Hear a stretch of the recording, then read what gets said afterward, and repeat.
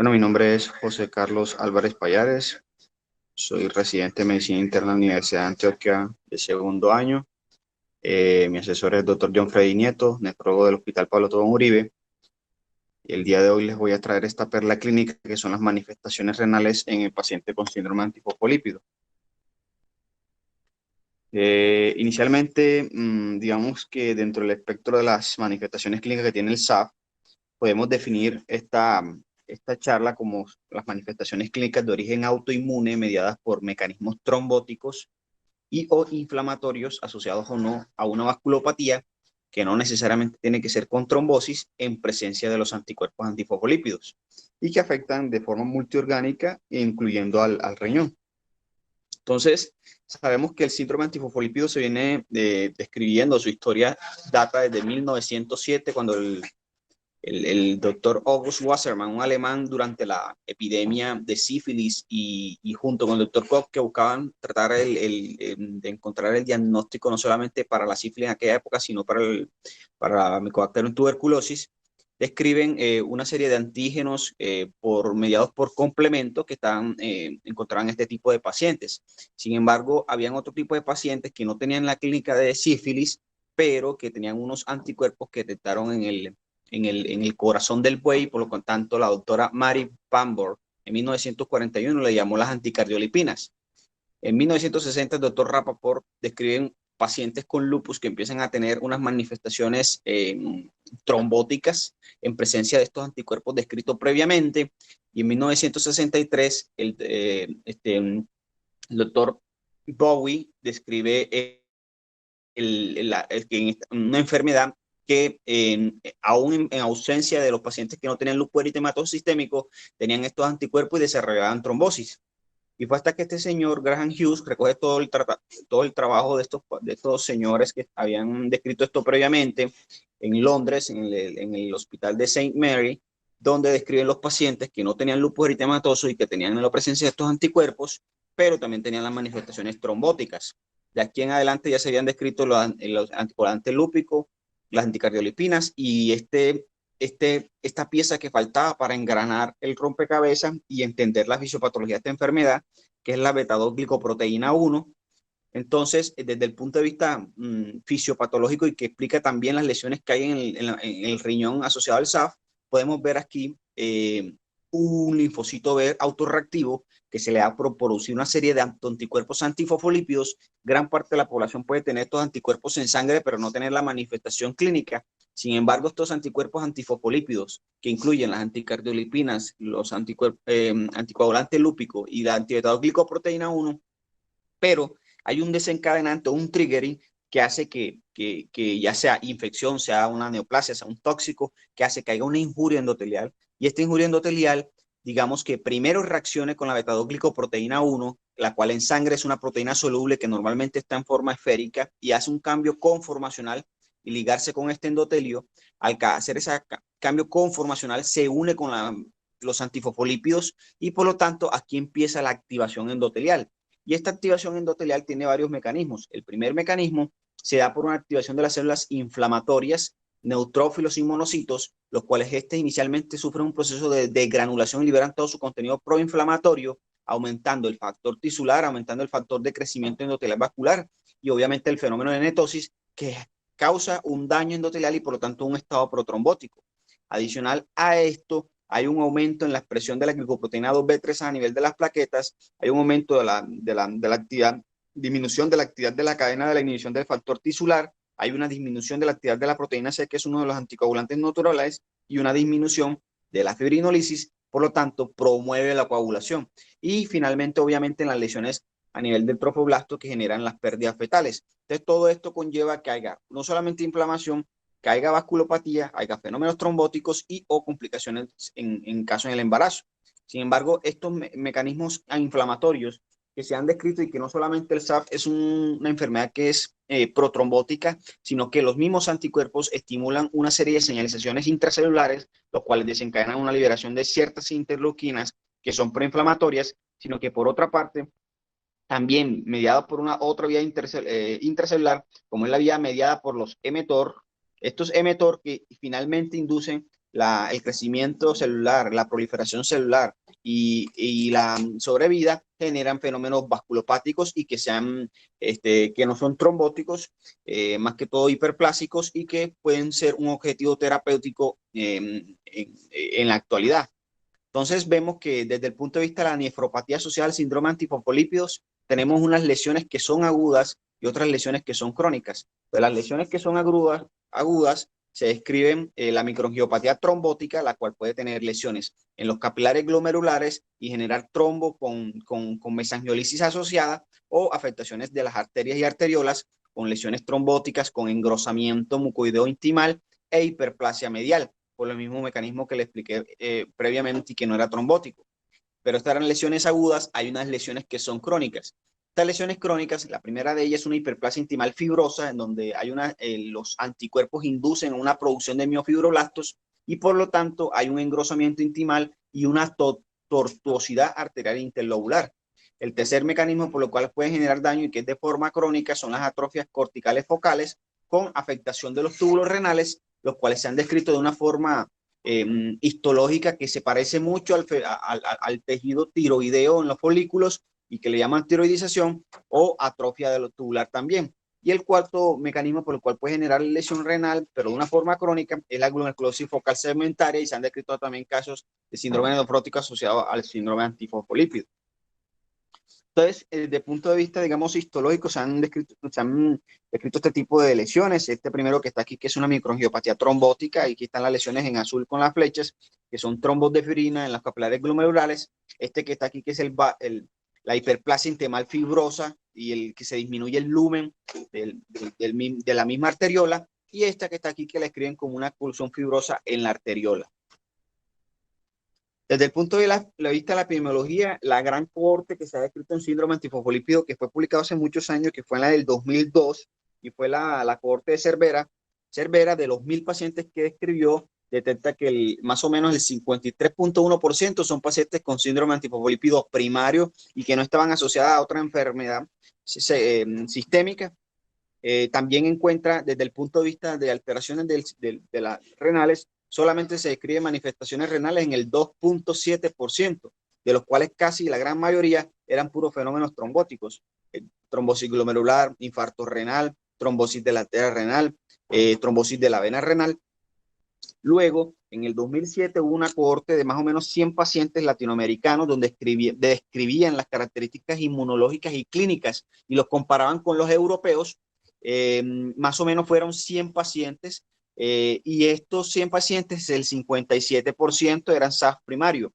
Miren que la diferencia entre estos dos cohortes, entre los europeos y la cohorte de los latinoamericanos, no se diferenciaba mucho en relación al punto de vista autoinmune y la presentación de estos anticuerpos. Y en esta cohorte no hubo SAF catastrófico, que ya se lo menciono cómo se define esta enfermedad.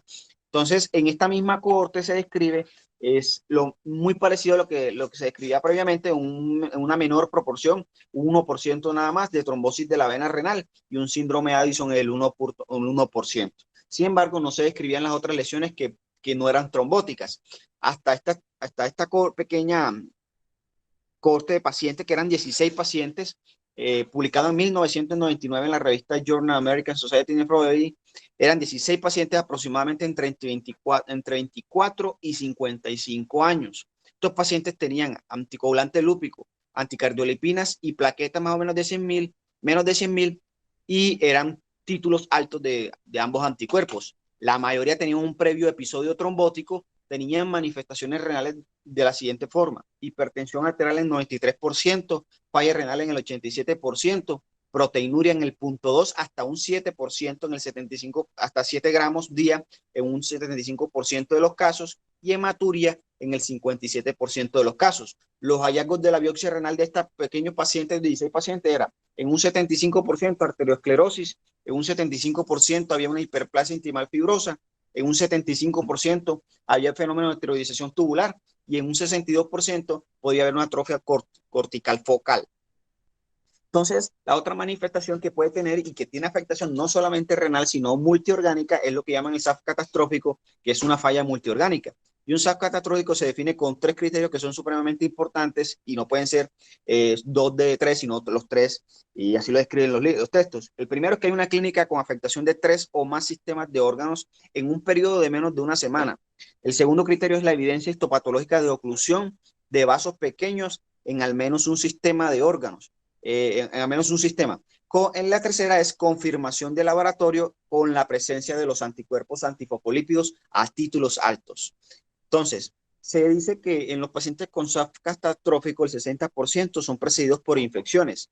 El riñón es el órgano más comúnmente afectado a un síndrome catastrófico, según los datos del registro de CAPS, que son los registros que más describen los pacientes con síndrome antifosfolípido. No menos del 71% de los pacientes tienen afectación renal con lesión renal aguda, con hipertensión severa y evidencia de laboratorio de daño glomerular con proteinuria y hematuria. La biopsia renal en la gran mayoría de los casos reveló una típica microangiopatía porque es un SAF catastrófico y raramente se encontró nefritis inmunocompleja en los pacientes que tenían SAF catastrófico. Hay unos aspectos adicionales en relación a la lesión renal por SAF en cuanto a la hemodiálisis. Los estudios han encontrado que la presencia de los anticuerpos antifosfolípidos en hemodiálisis tiene un aumento de la incidencia en eventos trombóticos. En un estudio, por ejemplo, los anticuerpos antifosfolípidos estuvieron presentes en el 31% de los 97 pacientes de hemodiálisis, siendo 17 y 16% con anticoagulante lúpico y anticardiolipina respectivamente. La frecuencia de trombosis de acceso vascular fue mucho mayor en los pacientes con la presencia de estos anticuerpos, casi 3 veces en relación a los pacientes que no tienen este tipo de anticuerpos. En relación a los trasplantes, en un estudio retrospectivo de 178 receptores de trasplante, el 28% tenían los anticuerpos antifosfolípidos. En comparación con los pacientes sin dichos anticuerpos, estos individuos tenían una incidencia significativamente mayor de trombosis arterial, 18 versus 6%, y trombosis venosa en 8% versus un 2%. Recordemos que el anticuerpo antifosfolípido que más se relaciona con trombosis, especialmente con trombosis venosa, es el anticoagulante lúpico. Los exámenes pretrasplantes revelaron que los anticuerpos fosfolípidos estaban presentes antes de la operación en el 85% de los pacientes que posteriormente desarrollaban enfermedades trombóticas. En relación al tratamiento, digamos que traje esta tabla que me resume gran parte de lo poco que hay en la evidencia en este tipo de pacientes. Tenemos estos pacientes que tienen trombosis de la vena y arteria renal, que la manejan con warfarina, manteniendo un INR aproximadamente entre 3 y 4. Pacientes obviamente que tienen alteraciones renales, pero tengan secundaria una enfermedad sistémica como el lupus, se maneja tal como el lupus, los inmunomoduladores, los inmunosupresores, y dependiendo pues de la lesión que encuentren en la enfermedad lúpica. En relación a la nefropatía asociada al SAF agudo sin otra alteración, se ha descrito manejo solamente con anticoagulación, con plasmaféresis y con los inhibidores del complemento del complejo de convertasa, especialmente C5, como es el eculizumab. En relación al SAF catastrófico, que se maneja no solamente con los IECA, con los ARA2 y con la anticoagulación, sino que también hay una tripleta que se utiliza mucho, y eso lo registra el rito CAPS, que es los pulsos de esteroides, las inmunoglobulinas y la plasmaféresis. Y finalmente, en relación a los pacientes que tienen trasplante renal, ya les voy a traer algo en relación al manejo de la warfarina y de los inhibidores del mTOR. Y la estenosis arterial renal, se dice que los pacientes que tienen estenosis renal, no por otra, sino por estenosis que provoca hiperplasia intimal que genera la propia enfermedad, se recomienda tener un INR mayor de 3, y ya les digo por qué puede ser, dónde sacan este valor. Entonces, este valor lo sacan de este estudio de 2005, un estudio donde evaluaban pacientes con estenosis arterial renal en pacientes hipertensos con síndrome antifosfolípido y que recibían un tratamiento de anticoagulación. Realmente eran pocos pacientes, pero eso es lo que había en digamos, hasta ese momento, y eran pacientes con INR menores de 3, 6 pacientes y una mediana de hasta 2 de INR. Otran 8 pacientes con INR por encima de 3, normalmente tenían una mediana de 3.1. Estos pacientes podían tener algunos de ellos el lupus nefrítico asociado con MAT y otros sin MAT, y ellos encontraron lo siguiente, que de los 6 pacientes que tuvieron NR menor de 3, más o menos obtuvieron una creatinina que no solamente no se estabilizó y no se redujo, sino que antes aumentó de 2.17 a 2.79, con cifras tensionales que manejaban esta media, 167 de presión arterial sistólica y 104 de presión diastólica. A diferencia de los pacientes que eran 8, que tenían INR por encima de 3, esta creatinina se mantuvo estable e incluso tendiente a la disminución. Y las cifras tensionales eran menores en estos pacientes que recibían la anticoagulación. Vemos aquí que uno de estos pacientes que en 2000 le encontraron la estenosis de la arteria renal izquierda, posteriormente a los 3 años y manteniendo una mediana de 2.1, que no mayor de 3, sino 2.1, no solamente no se revascularizó, digamos así, no se reperfundió esa estenosis, sino que antes se bilateralizó. Y en este otro paciente que sí tenía una estenosis renal de la arteria renal derecha y que sí logró metas de mayor de 3 INR, si este paciente sí no solamente digamos, reperfundió, por así decirlo, la arteria renal derecha, sino que también no se estenosó la contralateral. Entonces, aparentemente, estos pacientes que tenían un INR por encima de 3 podía tener un efecto benéfico a favor de esto, pero como les repito, solamente son series de casos que se han descrito.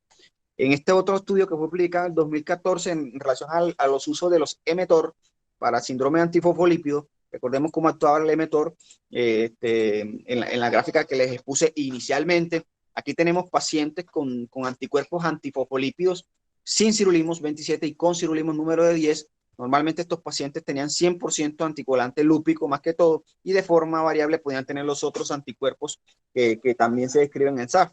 Pero la mayoría tenían esto. Vemos aquí que en estos pacientes que tenían los anticuerpos antifosfolípidos, estos no recibieron cirulimos y estos sí recibieron cirulimos. Cuando miramos aquí en esta gráfica para ver qué porcentaje de hiperplasia fibrosa intimal podían tener uno u otro riesgo o otro grupo, los que no recibían cirulimos podían tener hasta el 80% de hiperplasia fibrosa intimal, mientras que los que tenían cirulimos hasta un 20%.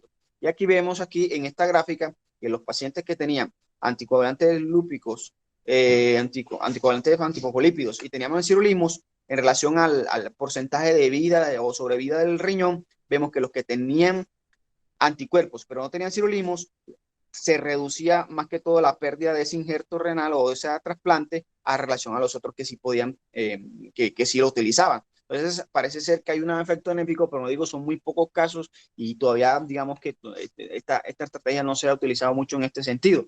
Y yo les traigo este tema como perla clínica debido a que en los últimos años hay una tendencia a modificar los nuevos criterios de diagnósticos, no diagnósticos porque en reumatología no utilizan criterios diagnósticos, sino criterios de clasificación de la enfermedad de síndrome antifosfolípido. Recordemos que el diagnóstico de SAF se hace con los fenómenos trombóticos o con las pérdidas fetales y con el perfil de autoinmunidad.